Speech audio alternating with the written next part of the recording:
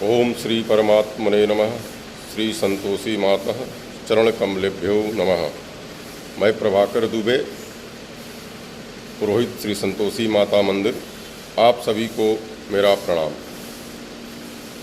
आज मैं वट सावित्री व्रत की महत्वपूर्ण जानकारी आप लोगों के समक्ष प्रस्तुत करूंगा। यह व्रत प्रत्येक वर्ष ज्येष्ठ मास के कृष्ण पक्ष की अमावस्या तिथि को किया जाता है। सर्वप्रथम यह व्रत माता सावित्री ने अपने पति सत्यवान के लिए किया था और यमराज से अपने पति के प्राणों को पुनः प्राप्त किया था। अपने अंधे सास ससुर के नेत्र की ज्योति भी पुनः प्राप्त की थी एवं उनके स्वास्थ्य में वर्धन प्राप्त किया था। बाद में माता सावित्री अपने पति सत्यवान के साथ और 100 संतानों के साथ अनेक वर्षों तक खूब ऐश्वर्य को भोगी थीं। इसलिए आज भी माताएं इस व्रत को करती हैं। अखंड सौभाग्य की प्राप्ति हेतु यह व्रत अति प्रशस्त माना गया है। तो इस व्रत को करने से अखंड सौभाग्य की प्राप्ति होती है। अब हम इस पर विचार करते हैं कि यह व्रत कौन कौन सी स्त्रियां कर सकती हैं। सर्वप्रथम स्कंद पुराण के अंतर्गत यह विवरण मिलता है कि इसे सौभाग्यवती विवाहित स्त्रियां करती हैं और अविवाहित और कन्या भी कर सकती हैं। इसके अलावा जिन्हें संतति हो अथवा संतति न हो, जो पुत्रा हो अथवा अपुत्रा हो, वो भी इस व्रत को धारण कर सकती है।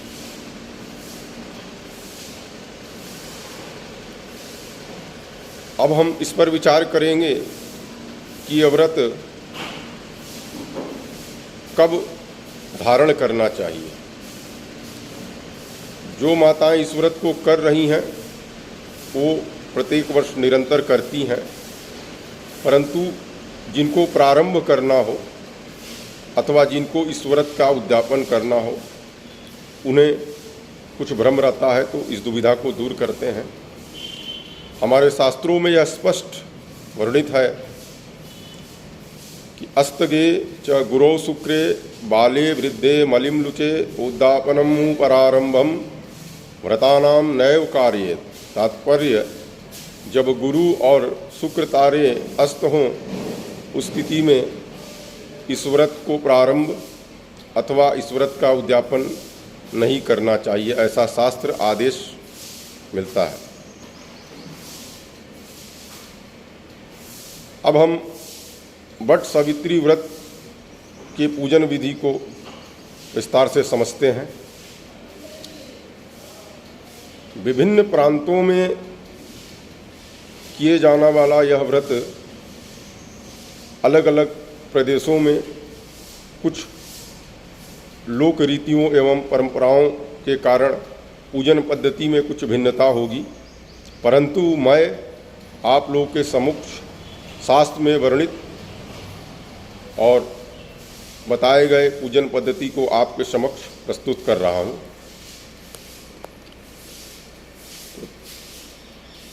वट सावित्री व्रत 3 दिनों तक चलने वाला यह व्रत एवं उपवास होता है। यह व्रत ज्येष्ठ मास की कृष्ण पक्ष की अमावस्या तिथि को किया जाता है। उससे 2 दिन पूर्व यानी कि प्रदोष त्रयोदशी तिथि को से ही स्त्रियां नियमों में बंध जाती हैं। त्रयोदशी तिथि को रात्रि में भोजन ग्रहण नहीं किया जाता है। यह समर्थ अनुसार सिर्फ रात्रि में भोजन ग्रहण करें। चतुर्दशी को अयाचित होकर रहना चाहिए और अमावस्या तिथि में उपवास करना चाहिए। उपवास के दूसरे दिन ज्येष्ठ शुक्ल प्रतिपदा को इस व्रत का पारण किया जाता है।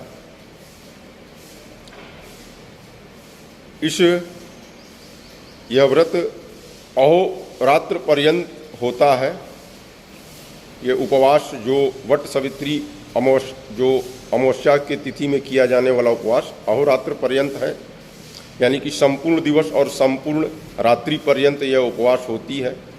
दूसरे दिन सूर्योदय उपरांत स्नान आदि से निवृत्त होकर भोजन कर व्रत का पारण करना चाहिए। अमावस्या तिथि को प्रातः स्नान आदि से निवृत्त होकर अपने पूजन सामग्री को इकट्ठा कर लें।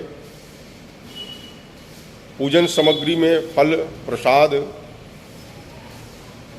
के अलावा कच्चा सूत लाल रंग का अगर मिलता है तो अति प्रशस्त है। वट के कुछ पत्ते भी रखने चाहिए, क्योंकि दीपदान और पूजन वगैरह वट पत्ते में किया जाता है। अमावस्या तिथि को वट के पत्ते को न तोड़ें। अगर उस दिन पेड़ के नीचे गिरे हुए पत्ते मिले तो उसे इकट्ठा कर उससे पूजन करें। यह संभव हो सके तो 2-3 दिन पूर्व या 1 दिन पूर्व पत्र आप रख लें। अमावस्या के दिन वट वृक्ष के निकट और सानिध्य में जाकर पूजन अर्चन करें। जिनको वट वृक्ष सुलभ न हो तो वो घर पर किसी गमले में वट के पौधे को लगाकर उसके सानिध्य में भी पूजन कर सकती हैं। संपूर्ण पूजन सामग्री वट वृक्ष में अर्पण करें। वट के जड़ में पंचोपचार से पूजन करें। दूध दही इत्यादि दूध में कच्चे तिल मिलाकर वट के जड़ में चढ़ाएं। फिर सूत से वट वृक्ष की 108 परिक्रमा या यथा समर्थ अनुसार परिक्रमा को करें। परिक्रमा के वक्त आप ओम वटाय नमः या अथवा ओम वट वृक्षाय नमः मंत्र पढ़ सकते हैं। इस दिन बांस के एक पात्र में सप्तधान भरकर उसे 2 वस्त्रों से ढकें और बांस के एक पात्र में ब्रह्म सवित्री अथवा सत्य सवित्री की स्वर्ण अथवा समर्थ अनुसार मूर्ति की स्थापना कर वट के समीप पूजन करें। वट वृक्ष के नीचे इस दिन कथा का श्रवण अवश्य करें और शिव जी का ध्यान, माता सावित्री सत्यवान की पूजन, विष्णु का ध्यान, गौरी गणेश का पूजन इत्यादि करें।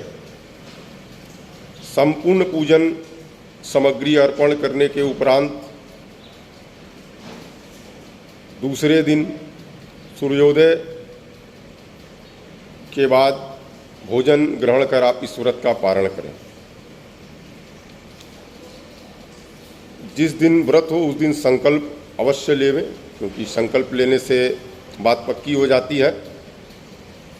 आप वट वृक्ष के जड़ में या वट वृक्ष के नीचे हवन भी कर सकते हैं। वट वृक्ष की बहुत भारी महिमा हमारे शास्त्रों में बताई गई है। यह त्रिमूर्ति स्वरूप होते हैं। इसके जड़ में भगवान ब्रह्मा का वास होता है एवं तने में भगवान विष्णु का एवं अग्रभाग में माता सावित्री एवं शंकर का वास होता है।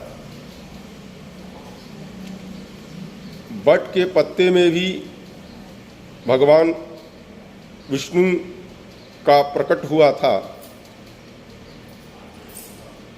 बाल वटस्य पत्रस्य पुटे शयानम बालम मुकुंदम मनसा स्मरामि। तात्पर्य, भगवान बाल मुकुंद वट के पत्र पे प्रकट हुए थे। उसके बाद सृष्टि की प्रादुर्भाव रचना हुई थी। तो वट वृक्ष की भी बहुत भारी महिमा बताई गई है। यहाँ तक कि यह भी बताया गया है कि वट के वृक्ष की छाया में अगर व्यक्ति 5 मिनट भी ध्यानपूर्वक बैठे तो यह वट वृक्ष उसके मन और आत्मा पे गंभीर प्रभाव डालता है। तो संपूर्ण क्रियाओं को पूर्ण कर उस दिन पूजन को पूर्ण करें। ऐसी मंगल कामनाओं के साथ आप सभी को मेरा जय सिया राम।